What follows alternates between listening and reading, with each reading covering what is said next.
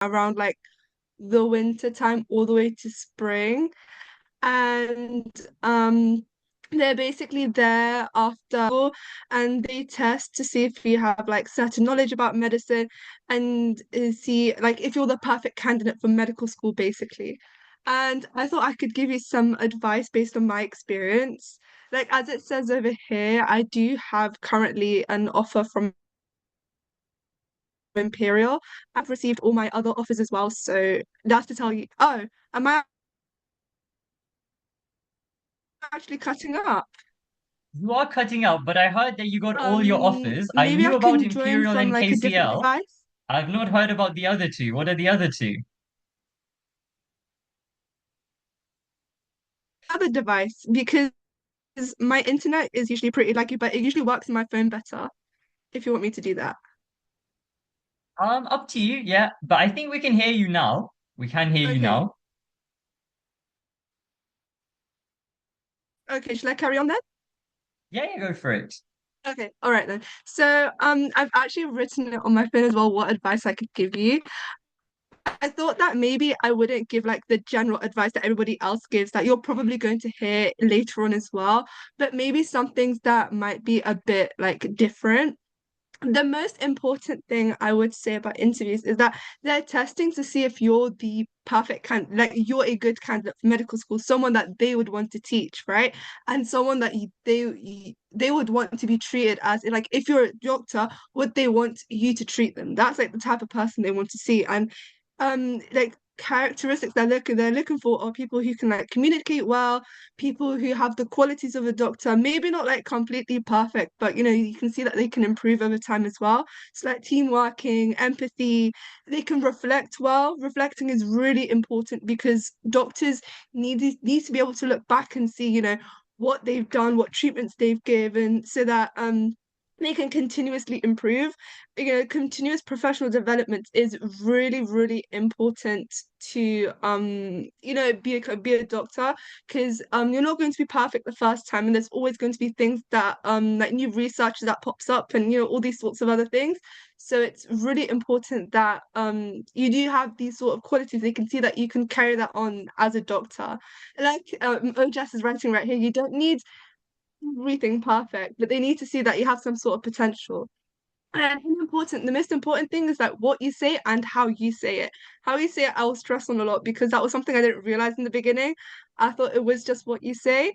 I'm going to talk about like what you need to say first. So, whenever you start like interview prep, uh, it might be a bit overwhelming for you to like realize what you should be like, what things you need to learn.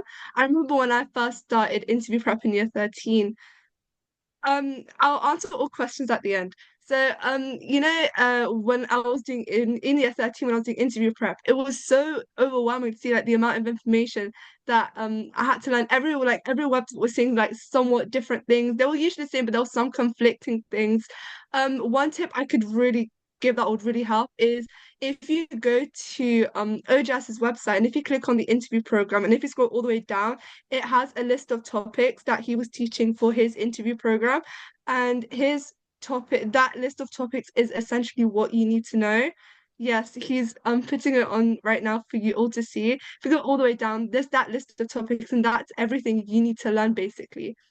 And if you like learn maybe say like even like 80%, if you don't learn like all the low yield things, you'll still be in a very, very good position. But this is like essentially what you need to know. And that could be a really good place to start so you know like what you should be doing. And you can also follow the dates. So that's something really important, is that you should start quite early. You shouldn't start very late. That's another thing that I want to touch on. Do not start interview prep when you get your interviews. Please don't do that because you don't know when they'll give you your interview. They might give it to you at very short notice. You should ideally start like the second you send off your UCAS application, and do little and often every single day, because to learn how to actually learn into like how to be interviewed, it's a skill. It's a skill that you need to practice and develop over time. Speaking is not something that comes naturally to everyone. And just doing little and often would help you build that over time. Um, like I said Like I said before, reflection is something that is really, really important. When you are doing interviews, reflection is one of the key things, and it really does like differentiate someone who's like interviewing and is okay, and someone who's getting interviewed and is like really, really good. You need to be able to reflect on all your experiences. It's not important how much experience you have. I had only one work experience and I had zero healthcare sort of volunteering sort of thing. But I did reflect a lot on my with my work that I did with like teaching English. So you do not need to have direct health or like volunteering healthcare experience if you don't have any. It's really recommended, and if you do that, if you do have that, that's great. But what's more important is for you to reflect, and if you reflect a lot on your experiences during interview, you're already in a really, really, really good position. And it's not like some people, they think that if you just like name drop that you shadowed a neurosurgeon for a week, that's already brownie points given. But it really isn't. There's nothing, there's no benefit to that. Um, Really, another thing that I would say is practice. Practice a lot, like I said before. One last thing that I do want to say is that don't think that you really need to stand out. You really do not. It's all about just saying the key most important things. It's not, don't try to think, okay, what is the most like craziest thing I've ever done. Like you don't need to volunteer like some third world country or have a cure for something. It's not like that. You just need to like literally hit the points of what they want to hear. So what they do want to hear is skills that you have from experiences. They want to hear like just like the really key things, which is something that you will learn later on. How you say things. Uh, One thing I would so with how you say things, it's really important that even if you're saying the right things, that you say it the correct way. So firstly, structure is really, really important when it comes to your answers. Uh, because like interviewers are human too. I mean, when I say don't name drop, I mean don't think that if you say like you shadowed like this consultant for a week that you're getting brownie points, and that you automatically that you're in a good position at interview. Just because you say you've shadowed this type of surgeon for like this many weeks does not mean that you're already in a good position. It's how much you reflect on it. That's the most important thing. And having the structure of your answer is also really, really, really important. So it's because if you do have the like if you do have like the right things you're saying, but you're all over the place and don't really have like a structured answer to what they're asking you, then it's very likely that they're going to be missing things that you say, which means that they won't realize that you said something that they want to hear. So from that to like combat that, you need to just practice, practice, practice, worried and scared and stuff. But once you do like a lot of practice, it would make you feel more confident with interviews. And during interviews, if you can really try to over exaggerate almost how much you want to do medicine. So you need to almost like act it out. I don't know how really properly to explain it, but if you even if you don't like obviously you probably won't feel like that on the day, but you do need to show it to the interviewer, like how enthusiastic you are. And like over exaggerating things through the screen is something that I would recommend. Don't do too much to the point where it looks a bit crazy, but like have like do keep that in mind, because it would help you like have it'll help you like look more enthusiastic, and that would really get like the interview's attention as well.